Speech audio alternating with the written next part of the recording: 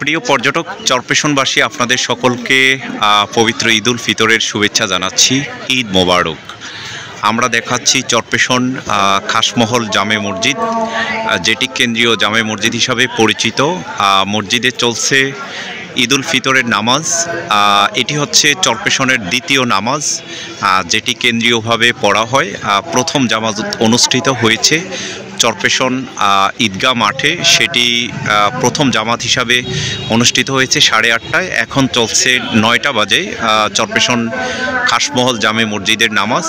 দেখতে পাচ্ছেন অনেক সুন্দর একটি মসজিদ। এটি সারা বাংলাদেশের একটি সেরা মসজিদের মধ্যে একটি মসজিদ, 10টি মসজিদের মধ্যে এটি 5 তলা উঁচু একটি মসজিদ। সেই মসজিদে একসাথে 5,000 মানুষ নামাজ পড়তে পারে। আমরা দেখাচ্ছি সেই নান্দনিক মসজিদটি, সুন্দর মসজিদটি। এই মসজিদটি 2020 সাল থেকে এখানে আনুষ্ঠানিকভাবে যাত্রা শুরু করা হয়েছিল। 2018 সালে এটির ভিত্তিপ্রস্তর স্থাপন করা হয়েছে। এই মসজিদটি প্রায় দীর্ঘ 4 থেকে 5 বছর পর্যন্ত হচ্ছে এটির কার্যক্রম শুরু হয়েছিল। আমরা এটি চরপেশন মসজিদ খাসমহল জামে মসজিদ, সেটি হচ্ছে চরপেশন জ্যাকব ওয়াচ টাওয়ার, যেটি চরপেশন টাওয়ার হিসাবে পরিচিত এখন।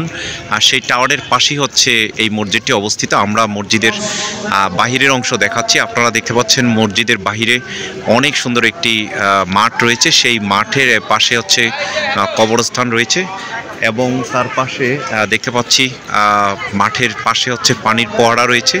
এই পানির ফোয়ারার মধ্যে হচ্ছে রাত হলে ওয়াটার ডিসপ্লে করা হয় এবং হচ্ছে এখানে দেখতে অনেক সুন্দর এবং এখানে গাড়ি পার্কিংয়ের জন্য অনেকগুলো জায়গা রয়েছে।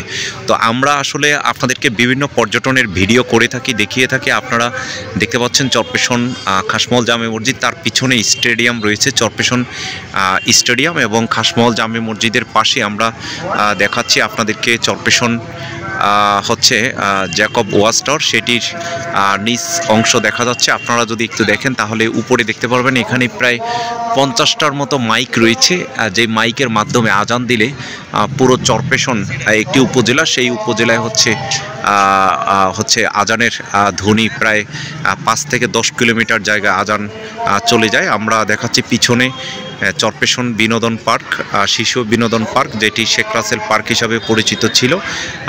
অনেক মানুষ এবার আনন্দ করেছে এবং নামাজ পড়েছে, আমরা তাদেরকে দেখতে পেরেছি। তো আপনারা যারা আমাদের ফেসবুক পেজ, ইউটিউব চ্যানেলে রয়েছেন, তারা লাইক, শেয়ার, কমেন্টস করবেন। আমরা একটু পরেই হয়তো নামাজ শেষ হয়ে যাবে, সেই নামাজটি শেষ হওয়ার পরেই সবাই বের হবে।